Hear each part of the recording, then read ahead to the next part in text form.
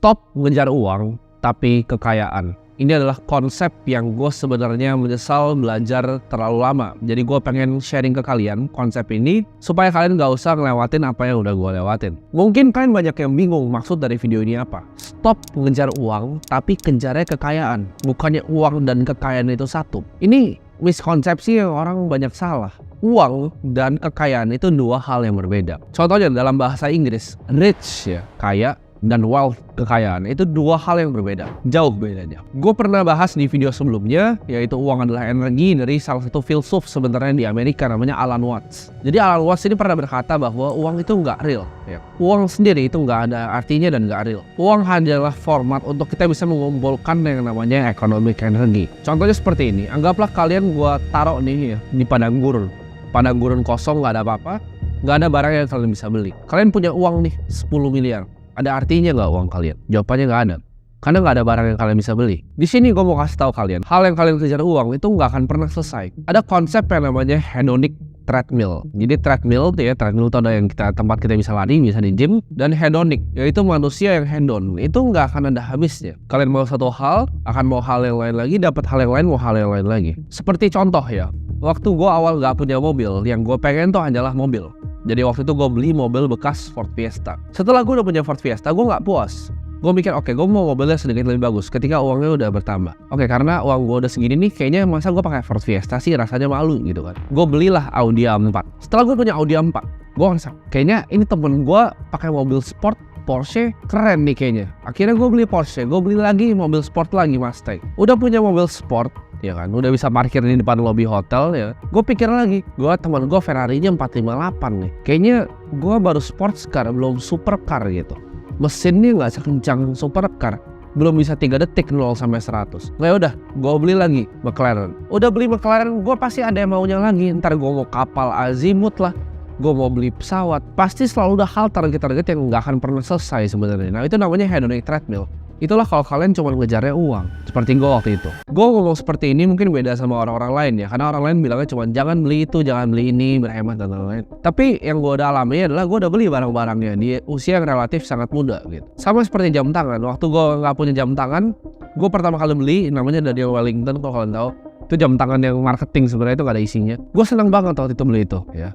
Daniel Wellington, habis itu gue upgrade, akhirnya mampu beli Seiko, beli Tech Heuer ya kan. Habis itu kurang puas, kok kurang nih movementnya. Akhirnya gue upgrade lagi ke Rolex dan terakhir di Patek. Sampai sekarang aja gue gak pakai jam tangan gitu. Jadi itu yang gue perhatiin sih, hedonic treadmill ini gak ada ujungnya. Nanti gue udah Patek nih yang dulu gue pikir ini wah udah paling mahal lah. Jam tangan dong harganya 2 miliar, gue pikir gue mau lagi gitu kan. Ada apa yang lebih mahal, Jacob & Co atau yang lain. Jangan masuk ke perangkap itu nggak akan pernah ada ujungnya. Kalian jangan fokus ke uang dan status. Ketika kalian fokus ke uang dan status, kalian lose track dari game sebenarnya, yaitu game sebenarnya adalah kekayaan. Ini gue akan kasih tahu kalian perbedaan antara rich dan wealth ya. Kaya dan kekayaan itu dua hal yang sangat amat beda. Dan uang, apalagi uang sama kekayaan itu dua hal yang sangat beda. Kekayaan yang sesungguhnya itu datang dari sebuah mesin yang bisa mencetak uang bernama bisnis. Jadi gini, kalau misalnya kalian punya suatu mesin nih, ini bisa cetak uang. Bisnis kan menghasilkan uang ya. Kalau uangnya ini lu bisa pakai untuk kasih makan lagi ke mesinnya untuk cetak lebih banyak uang lagi, itu baru kekayaan. Mesin yang bisa mencetak uang adalah mesin yang menyelesaikan banyak masalah orang. Makanya kita sebagai seorang entrepreneur, tujuannya adalah problem solving. Kenapa waktu itu awalnya gue mulai ke edukasi? Kenapa waktu itu gue bikin misalnya channel bahkan investasi? Sebenarnya gue bikin ini untuk diri gue sendiri, karena gue ngerasa ini sebagai pengingat gue pribadi. Karena waktu gue awal mulai YouTube ini nggak banyak sebenarnya orang yang mau sharing seperti ini dengan ilmu yang dalam gitu. Banyak kan cuma kasih cetek-cetek aja. Oh, cara ngatur uang gini, tapi nggak ada yang bedah uang itu apa secara dalam. Gue bikin ini sebagai referensi bahkan untuk diri gue sendiri ke depannya. Ketika kalian bisa punya mesin yang menghasilkan uang yang keluar dari situ, kalian bisa pakai dan kalian bisa masukin ke dalam mesinnya lagi. Masuk ke dalam mesin ini bisa cetak lebih banyak lagi uang. Nanti gue akan jelaskan di belakang. Nah, mesin ini yang gue bilang tadi, ya, ketika kalian bisa menghasilkan uang dari menyelesaikan masalah orang, kalian bisa masukin lagi ke dalamnya. Itu jadi suatu kekayaan yang sangat powerful. Itu jadi wealth. Kenapa gini? Gue kasih contoh ya. Misalnya gue punya suatu usaha nih. Gue punya usaha menghasilkan uang. Uang itu gue pakai untuk mencari karyawan lebih pintar, karyawan lebih talented. Gue cari talent dengan uang itu. Dari hasil talent yang lebih banyak, campaign marketing gue lebih bagus ya. Marketing gue lebih canggih, digital marketing ya. Yang tadinya mungkin cuma SEO pakai Google sekarang jadi canggih. Bisa email marketing, bisa social media marketing. Misalnya gue invest ke tim editor yang videonya lebih bagus. Itu adalah contoh gitu, reinvestment. Dari gue investasi di talent-talent tersebut, produknya lebih bagus, ya kan, pengajarnya lebih bagus, di dalam marketingnya lebih bagus, mesin itu mencetak lebih banyak uang lagi, dan dari uang lebih banyak itu dibalikin lagi ke dalam bisnisnya. Makanya kalau kalian sempat dengerin kata-kata dari pengusaha adalah muterin duit, ini adalah muterin duit, jadi uangnya dipakai ke dalam bisnisnya lagi.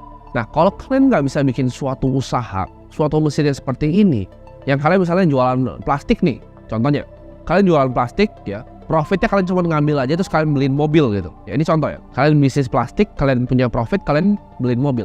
Mobil itu uang kan, keluar economic energy keluar jadi mobil itu. Tapi mobil itu nggak bisa ngapa-ngapain. Sedangkan kalau uangnya kalian bisa masukin ke dalam bisnis plastik tadi, gimana cara ekspansinya? Apakah hire C level? Dari mana yang kita bisa benahin? Apakah kita integrasi enterprise resource ya kan, ERP? Kita investasi di software untuk bisa besarin lagi bisnisnya. Itu yang membedain pebisnis yang kecil sama pebisnis yang gede. Pebisnis yang gede ini mikir gimana caranya bisa efisiensi bisnisnya, gimana caranya kita bisa kasih nilai tambah lebih ke konsumer kita, gimana cara kita bisa hire talent yang terbaik. Makanya kita lihat perusahaan kelas yang paling tinggi, contohnya seperti BCA, Indofood, mereka fokus untuk cari talent. Bahkan mereka biayain anak-anak kampus gitu, mereka biayain universitas anak-anak sampai lulus. Kenapa? Karena mereka mau talentnya, dan mereka tahu investasi yang tertinggi adalah di talent, di bakat manusia. Kalau gue punya uang nih, gue beliin mobil, ya mungkin harganya bisa naik. Tapi mobil itu cuma jadi mobil doang, cuma dipakai doang, bayar pajak pula per tahunnya. Itu uang, dia itu rich. Tapi wealth atau kekayaan itu berbeda. Kekayaan itu seperti memiliki aset ya, atau suatu bisnis yang di saat gue tidur pun itu tetap jalan. Udah ada sistemnya in place. Itu kekayaan. Dan uangnya bisa ditumpuk terus jadi lebih besar lagi. Contohnya, gue pakai bisnis yang zaman dulu banget, yaitu kapal ya. Kapal yang ngirim-ngirim barang. Bisnis pertamanya Vanderbilt ya, salah satu orang paling kaya di Amerika. Jadi dia dari satu kapal nih, dia suka kirim-kirim orang, dia terkenal kapal karena dia paling murah waktu itu kasih harganya dibanding orang-orang yang lain. Dia servisnya paling bagus dan paling murah. Orang-orang akhirnya pakai dia. Dari uang satu kapal itu, dia beli kapal kedua. Dari kapal kedua itu bisa nganterin lebih banyak orang lagi. Uangnya sama dia gak dipakai untuk beli mobil.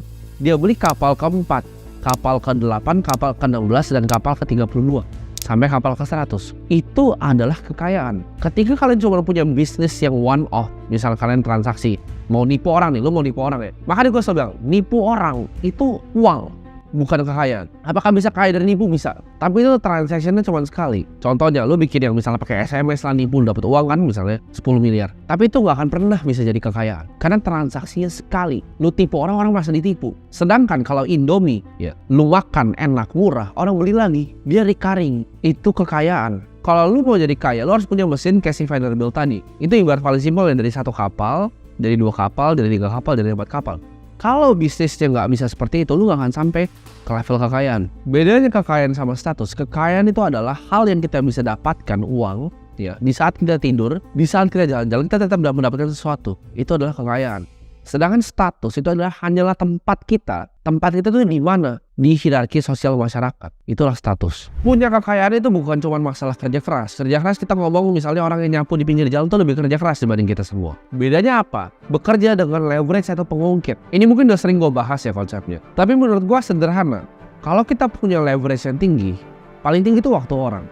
Ya, kita punya leverage yang tinggi seperti waktu orang, punya media seperti ini, kita bisa punya capital bahkan dari orang lain. Itu akan membantu kita untuk mencapai kekayaan dengan lebih cepat dengan mesin tadi. Jadi mesin tadi ya udah ngasilin uang ya, kita bisa ambil uang orang lagi untuk ngasilin lagi uangnya. Atau bahkan dari uang situ kita bisa hire talent lagi biar uangnya tambah luas terus. Kalau kalian mau sampai punya kekayaan, make sure kalian punya leverage yang tinggi. Memang ada beberapa bisnis yang bisa lebih jauh dibanding bisnis-bisnis yang lain. Contohnya bisnis-bisnis seperti tech ya, Facebook, Google, Microsoft. Itu pasti jauh lebih scalable dibanding bisnis-bisnis yang cuma jualan bakso. Bukan berarti kalian nggak bisa membuat kekayaan dari jualan bakso, bisa ya. Kalian bisa leverage dengan franchise, kalian bisa leverage dengan orang yang lebih talented. Cuma ada batas sih. Jadi kalau kalian mau cari kekayaan, tergantung levelnya mau berapa. Karena setiap bisnis itu punya cap-nya masing-masing. Mungkin ini pertanyaan dari kalian. Lu ngerti yang pertama, cara leverage waktu orang. Gua ngerti cara hiring. Hiring harus orang yang bertalented, harus orang yang pintar, harus orang yang berintegritas. Tapi gimana caranya bikin yang kedua, yaitu leverage di capital, di modal. Kalian banyak banget yang kepentok di hal ini. Kalian mungkin bilang, oh Timothy orang tuanya kaya, bisa dapat modal. Gak ada. nol besar modal gue dari orang tua. Ini gue akan ajarin kalian dari suatu pertanyaan yang dilempar ke gue waktu gue pernah ngajar di webinar gue, ya. Jadi mungkin kalau misalnya masih ada nih klipnya, editor gue masuk di sini. Jadi gue orang kampung di kota Kabupaten Pacitan dan sekarang lagi merantau di Bekasi. Oke. Aku punya rencana buat diriin ternak kambing di kampung, karena di sana kan orang-orang kalau ternak kambing cuma sekedar 1-2 kambing habis beranak itu dijual gitu buat bertahan hidup doang. Nah, gue pengen ngerubah itu biar jadi peternakan yang lebih besar gitu. Nah, di sini ada kendala dari masalah keuangan. Nah, saya pengen nyari partner di sini. Terus untuk itu saran dari Incak gimana? Ya gue lupa pertanyaannya. Intinya dia punya kambing, mau bikin peternakan kambing, dia butuh modal. Gue kasih konsep ke dia yang mungkin bisa merubah hidup kalian. Jadi ini konsep yang gue punya dari dulu.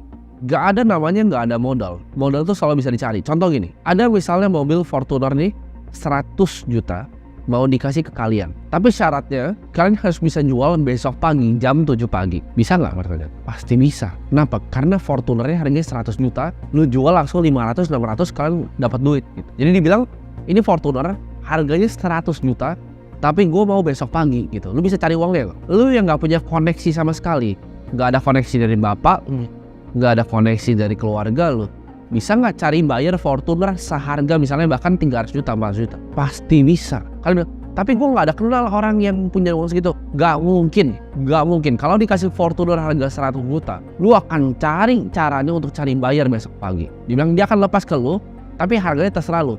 Lu mau jual 200, lu mau jual 250, bisa nggak cari buyernya besok pagi? Jawabannya pasti bisa. Lu mau gembel pinggir jalan pun pasti bisa cari. Kenapa? Karena it's a fucking good deal. Jadi ini gue belajarin ya. Modal itu gampang banget dicari. Yang susah adalah apa? Cari good deal ya. Cari Fortuner 100 jutanya. Ini gue pakai analogi ya. Nggak mungkin ada Fortuner yang akan dijual 100 juta. Tapi intinya gini, kalau lu bisa cari barang yang seperti itu, lu bisa cari uangnya. Maksudnya apa? Opportunity-nya apa? Contoh gini misalnya, lu bisa analisa suatu deal properti. Properti ini sekian kamarnya, per tahun bisa dapat segini. It's a fucking good deal. Ini salah harganya dan bisa dikasih nilai tambah begini. Menurut lo presentasi kayak gitu ke orang, ada yang mau nggak? 1 dari 100 orang yang lo datengin, pasti ada yang mau. If you find a fucking good deal, it doesn't matter. Jadi itu cara lo bisa leverage capital orang. Lo mau nge-raise duit buat bisnis lo mau nge-raise duit buat peternakan kambing lo. Kalau lo bisa jamin, it's a fucking good deal. Bahkan gini, misalnya deal properti tadi nih, itu sebenarnya market value-nya harganya 1 miliar, tapi lu dapat diskon 500 juta. Lu nggak punya 500 jutanya, lu bisa cari orang untuk chip in 500 juta untuk dapat upside 1 miliar tadi. Bahkan lu bisa bilang gini kan dia, ya udah, ini gua kasih dealnya ke lu, nggak usah kasih komisi ke gua, ya. Lu coba aja beneran. Begitu dia beli dan sesuai dengan apa yang dia harapkan, dia akan cari lu nextnya untuk taruh duit. Kenapa? Karena lu bisa cari a good deal. Ini yang bikin misalnya orang-orang yang punya hedge fund, private equity itu bisa jadi super kaya. Karena mereka cari deal-deal ini, venture capital, mereka cari startup yang buat diinvest. Lalu mereka leverage deal tadi untuk mendapatkan modalnya. Ini kalian bisa pakai di semuanya. Kalau orang nggak mau kasih kalian uang, karena deal kalian sampah, bisnis lu bisnis orang goblok. Kalau bisnis lu bagus, gue pun mau taruh duit di lu pasti. Lu bilang, kok ini market size segini, jelas nih, kan masa bisnis lu sampah gitu. Jadi jangan salahin orang gitu kalau orang nggak mau kasih lu uang atau lu nggak ada akses ke sana. Dan dengan pemikiran seperti sesimpel itu kalian bisa mikir kan, oh gue bisa nih kayaknya dapetin deal gitu. Makanya gue bilang lo, kalau McLaren gue kasih ke lu bahkan nih 1 miliar harganya, tapi besok pagi harus ada bayaran. Bisa nggak lu cari 1 miliar? Mungkin buat lu yang goblok itu masih mikir, kayaknya nggak bisa 1 miliar. Itu lu gobloknya minta ampun gitu, nggak bisa cari 1 miliar. Ya, McLaren gue nih, ya harganya 4 miliar, gue mau kasih lu 1 miliar. Gue kasih langsung nih kuncinya 1 miliar. Bisa gak lu jual nih? Biar lebih analogi jelasin, gue kasih kunci tas gue. Nah nih gue ambil di tas gue. Tadi mungkin kalau pakai Fortuner lu belum pada jelas nih. Ini nih kunci McLaren gue kasih ke lu 1 miliar, tapi besok lu harus cari bayarnya. Bisa gak? Kalau masih alasan nggak bisa, itu lu udah pasti miskin seumur hidup lu. Pasti semua orang yang di sini yang komen yang punya otak pasti bilang bisa. Harganya itu 4 miliar market value. Lu bahkan jual 1,5 miliar udah cuma 500 juta. Itu pun lu percaya lu jual ini 1,5 miliar sedetik laku kali. Dan gimana cara carinya? McLaren 1 miliar. Deal kan banyak banget di dunia ini. Kalau lu bisa deal making ke orang, itu akan jadi invaluable. Itu akan bikin lu kekayaan. Lu ngerti caranya cari talent, lu ngerti cara cari capital, itu lu combine gabungin jadi satu. lu ngerti lagi bikin media seperti ini, itu unstoppable. Jadi jangan kejar uang, tapi kejarlah kekayaan, karena itu dua hal yang berbeda. Kejarlah kekayaan dan jangan kejar status, karena itu semua sia-sia.